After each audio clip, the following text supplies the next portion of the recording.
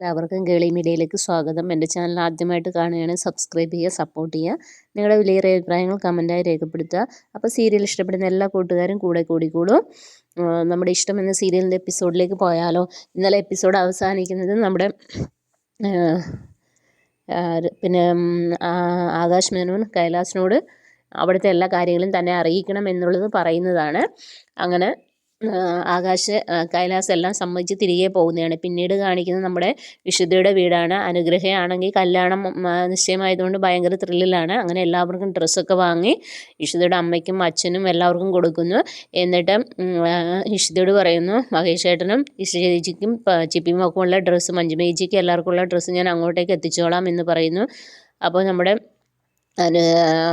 സുജി ചോദിക്കും, എനിക്കില്ലേന്ന് ചോദിക്കും.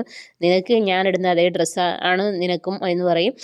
അതിനുള്ള അവകാശം എനിക്ക് തരണമെന്ന് പറയും. അപ്പം നമ്മുടെ സുജി പറയും, ഇഷിത പറയും, അതൊന്നും പാടില്ല, കല്യാണ വസ്ത്രം ധരിക്കുന്ന ഒരാൾ അതേ സെയിം വസ്ത്രം ധരിക്കാൻ പാടില്ല എന്നൊക്കെ പറയുകയാണ്.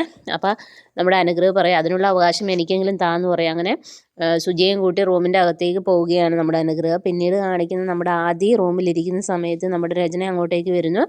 അപ്പോൾ ആദ്യയോട് ചോദിക്കുന്നത്, എന്താ മോനെ ഇരിക്കുന്നതെന്ന്. അപ്പോൾ ആദ്യമാണെങ്കിൽ സ്കൂളിൽ നടന്ന കാര്യങ്ങളൊക്കെ രചനയോട് പറയുകയാണ്. അവൾ ലഞ്ച് കൊണ്ടുവന്നതും തന്നെ കഴിപ്പിച്ചതും നല്ല ടേസ്റ്റ് ആയിരുന്നു എന്നുള്ള കാര്യമൊക്കെ രചനയോട്. അപ്പോൾ രചനയ്ക്ക് മനസ്സിലാവുന്നു ഇതെല്ലാം ഇഷിതയുടെ കളിയാണ്, കാരണം ആദ്യം അങ്ങോട്ടേക്ക് അടുപ്പിക്കാനുള്ള അവരുടെ കളികളാണെന്ന്. അപ്പം തന്നെ നമ്മുടെ രചന എല്ലാം തിരുത്തി പറയും. കാരണം ചിപ്പിമോൾ അവിടെ ഒറ്റയ്ക്കാണ്, കാരണം ഇഷിത പിണങ്ങിപ്പോയതും അവൾക്ക് ആരുമില്ല അവിടെ. മഹേഷാണ് ജോലിക്ക് പോകും, പിന്നെ ആരാ ഉള്ളത്? അതുകൊണ്ട് തന്നെ മോൻ അവളുടെ അടുത്ത് സ്നേഹത്തോടെ പെരുമാറണം, അവളെ ഇങ്ങോട്ട് കൊണ്ടുവരണം. അങ്ങനെ മനസ്സിലേക്ക് വിഷം മുഴുവൻ കുത്തി നിറയ്ക്കുകയാണ് ആദിയുടെ മനസ്സിലേക്ക്. അപ്പോൾ ആദ്യം ഇങ്ങനെ ആലോചിച്ചിരിക്കുകയാണ്. അപ്പോൾ ആദ്യം ഇങ്ങനെ സ്കൂളിൽ നിന്ന് ഒരുമിച്ച് കഴിച്ച കാര്യങ്ങളെല്ലാം ആലോചിക്കുകയാണ്. കാരണം തൻ്റെ അനിയത്തിയാണല്ലോ എന്നുള്ള ബോധമൊക്കെ അവനുണ്ട്. പക്ഷേ രചനയാണെങ്കിൽ മൊത്തം നെഗറ്റീവായിട്ടാണ് പറഞ്ഞു കൊടുക്കുന്നത്. അങ്ങനെ രചന പുറത്തേക്ക് ഇറങ്ങിപ്പോകുന്നു. പിന്നീട് നമ്മുടെ ഇഷിത ഇങ്ങനെ റൂമിൽ ഇങ്ങനെ വിഷമിച്ചിരിക്കുകയാണ്. അപ്പം മഹേഷ് അങ്ങോട്ടേക്ക് വരുന്നു. മഹേഷ് ചോദിക്കുന്നു, നീ എന്താ ഇവിടെയൊന്നും അല്ലേന്ന് ചോദിക്കുന്നു. അപ്പോൾ ഇഷിത പറയും, ഞാൻ എവിടെ പോകാൻ, ഞാൻ ഇവിടെ തന്നെ, എൻ്റെ ലോകം ഇതൊക്കെ തന്നെയാണല്ലോ എന്നുള്ള രീതിയിൽ പറയും. അപ്പോൾ മഹേഷ് പറയും, നീ എന്തിനാണ് വിഷമിക്കുന്നത്, സുജി എന്തായാലും മാറിക്കൊടുത്തല്ലോ, ഇനിയിപ്പോൾ അതിനെക്കുറിച്ച് ആലോചിച്ചിട്ട് കാര്യമില്ല, 2 ദിവസം കഴിയുമ്പോൾ വിവാഹ നിശ്ചയമാണ് എന്നുള്ള കാര്യങ്ങൾ പറയും. അങ്ങനെ ഇഷിത എഴുന്നേറ്റിട്ട് പറയും, ശരി, ഇനിയിപ്പോൾ അവളുടെ വിഷമങ്ങൾ എൻ്റെ വിഷമങ്ങളായി ഞാൻ കാണുന്നില്ല, എല്ലാം ശരിയാകട്ടെ, ഇനിയിപ്പം ഞാൻ മഹേഷിൻ്റെ കൂടെ തന്നെ ഉണ്ടാവുമെന്നും പറഞ്ഞ് കൈ കൊടുത്ത് സമ്മതം പറയുകയാണ്. അപ്പം മഹേഷിനത് കേൾക്കുമ്പോൾ ഭയങ്കര സന്തോഷമാവുന്നു. കാരണം ഇഷിതയുടെ സൈഡിൽ നിന്ന് അങ്ങനെ ഒരു ഇതും കൂടെ കിട്ടിയപ്പോൾ മഹേഷ് കുറച്ചും കൂടെ ത്രില്ലാവുകയാണ്.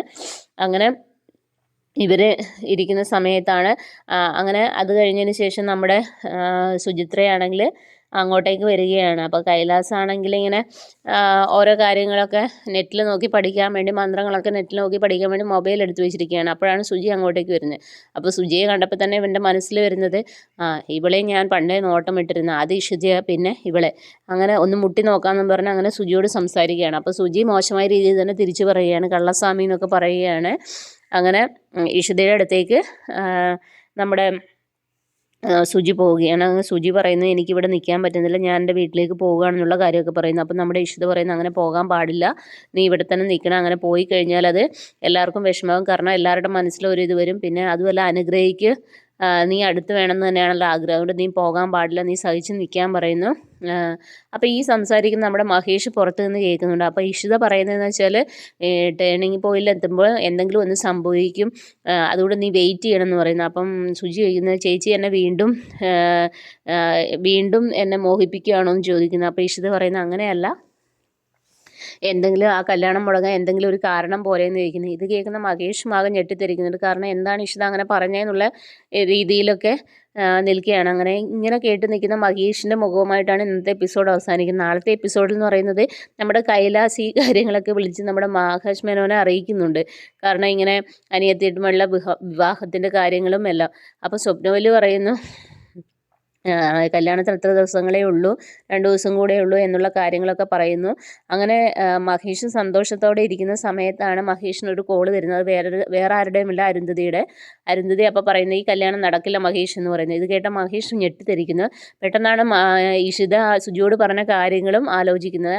നമ്മുടെ മഹേഷിൻ്റെ വിചാരം ഇത് ഇഷിത പറഞ്ഞെന്നുള്ള രീതിയിലാണ് മഹേഷ് ചിന്തിച്ച് വെച്ചിരിക്കുന്നത്. അപ്പം മഹേഷ് ഇഷിതയോട് ചോദിക്കുന്നു, താൻ എന്നെ ചതിച്ചു അല്ലേ എന്ന് ചോദിക്കുന്നു.